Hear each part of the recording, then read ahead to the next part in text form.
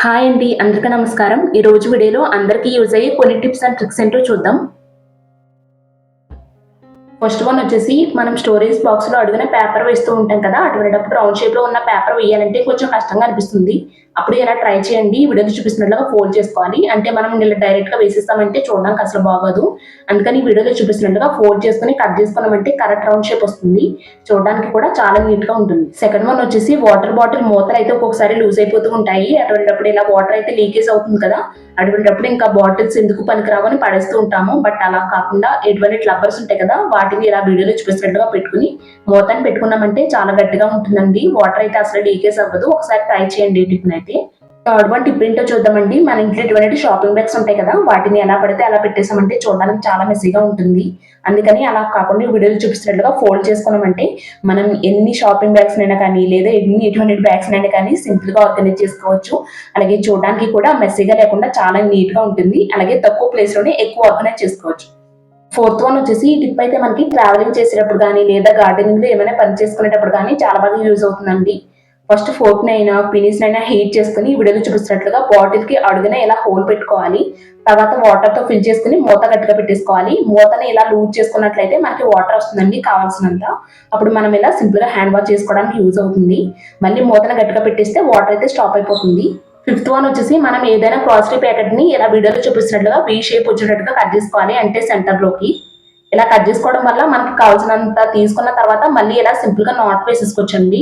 ఇలా నాట్ వేసుకోవడం వల్ల చాలా టైట్ గా పడుతుంది నాట్ అయితే. అప్పుడు చీమలు, పురుగులు ఇంకా గాలి కూడా లోపలికి వెళ్లకుండా ఉంటుంది స్ట్రాంగ్ గా. సిక్స్త్ వన్ వచ్చేసి మనం ఎక్కడికైనా బయటకు వెళ్ళేటప్పుడు వాటర్ బాటిల్ కూడా మనతో క్యారీ చేస్తూ ఉంటాం కదా, అటువంటిప్పుడు బాటిల్ అయితే ఇలా పడిపోతూ ఉంటుంది హ్యాండ్ బ్యాగ్ లో. ఇలా పడకుండా ఉండాలి అంటే ఒక రబ్బర్ బ్యాండ్ ని తీసుకుని ఇలా పినీస్ పెట్టుకోవాలండి రబ్బర్ బ్యాండ్ కి. అప్పుడు ఈ పినీస్ ని ఒక సైడ్ కి పెట్టేసుకోవాలి హ్యాండ్ బ్యాగ్ లో. తర్వాత ఈ రబ్బర్ బ్యాండ్ లో నుంచి బాటిల్ పెట్టుకున్నామంటే బాటిల్ అయితే అసలు పడదు, చాలా స్టిఫ్ గా ఉంటుంది. ఒకసారి ట్రై చేయండి ఈ టిప్ అయితే. సెవెంత్ వన్ వచ్చేసి మనం గ్రాసరీస్ జార్స్ పైన ఇలా నేమ్స్ అయితే రాస్తూ ఉంటాయి కదా మార్కర్ తో ఐడెంటిఫై కోసం. ఇవి పోవాలి అంటే చాలా కష్టం. అందుకని మన ఇంట్లో ఉండే బాడీ స్ప్రే ఉంటుంది కదా, దాన్ని జస్ట్ ఒకసారి స్ప్రే చేసి క్లీన్ చేసామంటే చాలా త్వరగా పోతాయి. ఒకసారి ట్రై చేసి చూడండి. ఎయిత్ వన్ వచ్చేసి ఇది కూడా ట్రావెలింగ్ చేసేటప్పుడు స్కూల్ పిల్లలకి కూడా చాలా బాగా యూజ్ అవుతుందండి. ఫస్ట్ ఒక సోప్ తీసుకోవాలి. 10 రూపీస్ సోప్స్ ఉంటాయి కదా, అవి తీసుకుంటే సరిపోతుంది. మీకు నచ్చిన సోప్ ఏదైనా తీసుకోవచ్చు. దీన్ని ఇలా సన్నగా తురుముకొని ఒక బౌల్లోకి యాడ్ చేసుకోవాలి. ఇందులోకి కొద్దిగా వాటర్ని యాడ్ చేసుకుని అంతా కలిసేటట్టుగా కలుపుకొని కొంతసేపు అలాగే ఉంచేస్తే మనకి సోప్ అంతా కూడా కరిగిపోతుందండి.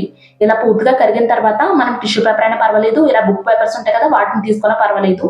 ఈ సోప్ లిక్విడ్ అంతా కూడా ఇలా ఈవెన్ గా అయ్యేటట్టుగా స్ప్రెడ్ చేసుకోవాలన్నమాట. ఇలా పేపర్స్ అన్ని కూడా స్ప్రెడ్ చేసుకున్న తర్వాత ఎండలో ఆరబెట్టుకోవాలి. పూర్తిగా ఆరిన తర్వాత మనకు నచ్చిన షేప్ లో కట్ చేసుకున్నామంటే హోమ్ మేడ్ సోప్ పేపర్స్ అయితే రెడీ అయిపోతాయి.